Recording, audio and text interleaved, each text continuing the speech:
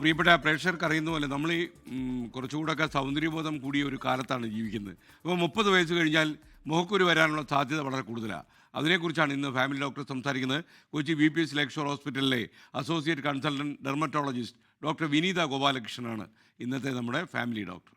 Family doctor supported by VPS Lakeshore.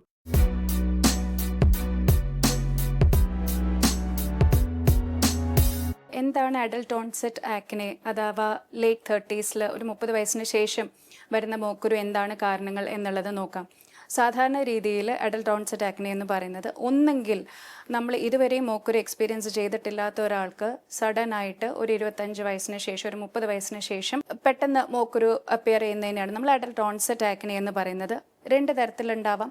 അത് ഒന്നെങ്കിൽ അപ്പം തന്നെ, അതായത് 30 വയസ്സാകുമ്പോഴത്തേക്കും സഡൻ ആയിട്ട് ഇതുവരെയും എക്സ്പീരിയൻസ് ചെയ്യാത്ത ഒരാൾക്ക് അപ്പം മോക്കുരു വരുന്നതിനെ അഡൽട്ട് ഓൺസെറ്റ് ആക്നെ എന്ന് പറയുന്നു. രണ്ടാമത് നമ്മൾ ഓൾറെഡി മോക്കുരു ഉള്ള ഒരാൾക്ക് അത് കൺട്രോൾ ആവാതെ 30 വയസ്സിലും അത് കണ്ടിന്യൂ ചെയ്യുന്നതും നമ്മൾ അഡൽട്ട് ആക്നെ തന്നെയാണ്. ഇതിൻ്റെ കാരണങ്ങൾ വ്യത്യാസമുണ്ട്. കാരണം അപ്ലൈ ചെയ്യുന്ന കോസ്മെറ്റിക്സിന് സെക്കൻഡറി ആയിട്ട് ഇതേപോലെ മോക്കുരു പുതിയതായിട്ട് കണ്ടു തുടങ്ങാം. അതായത് സ്കിൻ കെയർ റുട്ടീൻ വളരെയധികം പ്രാബല്യത്തിലുള്ള ഈ ഒരു സാഹചര്യത്തിൽ നമ്മൾ അപ്ലൈ ചെയ്യുന്ന പ്രോഡക്ട്സ് അത് തമ്മിലുള്ള ഇൻറ്ററാക്ഷൻ, അത് സ്കിന്നിൻ്റെ ടൈപ്പുമായിട്ടുള്ള ഇൻറ്ററാക്ഷൻസ് വെച്ച് പുതിയതായിട്ട് കുരുക്കൾ അല്ലെങ്കിൽ സ്കിൻ പേർജ് പോലെ കാണപ്പെടാം.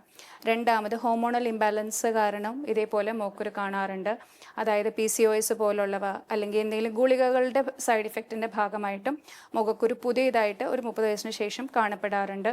മൂന്നാമത് നമ്മുടെ ലൈഫ് സ്റ്റൈലിൽ വന്നിട്ടുള്ള ചേഞ്ചസും മുഖക്കുരുവിന് കാരണമാണ്. അതായത് അമിതമായിട്ട് വണ്ണം വയ്ക്കുക, നമ്മുടെ ലൈഫ് സ്റ്റൈൽ, അതായത് നമ്മൾ അധികമായിട്ട് ജങ്ക് ഫുഡ്സ് കഴിക്കുക, chocolates, milk and milk products, ഇതെല്ലാം പ്രോ ഇൻഫ്ലമേറ്ററി ആയിട്ടുള്ളൊരു ഭക്ഷണ കാര്യങ്ങളും ഈ മുഖക്കുരുവിനെ ഉണ്ടാക്കാനുള്ള സാഹചര്യങ്ങളാണ്. അപ്പോൾ അഡൽട്ട് ഓൺസെറ്റ് ആക്നെയിൽ നമ്മളൊരു ഹോർമോണൽ ഇൻവോൾവ്മെൻറ്റ് ഉള്ളത് കൊണ്ട് കൂടുതലായിട്ട് ഇവാലുവേറ്റ് ചെയ്യുകയും പ്രോപ്പറായിട്ട് ട്രീറ്റ്മെൻറ്റ് എടുക്കുകയും ചെയ്തു കഴിഞ്ഞാൽ ഒരു പരിധിവരെ ആ സ്കാറിങ്ങും പാടുകൾ വീഴുന്നതും കുറയ്ക്കാൻ പറ്റും.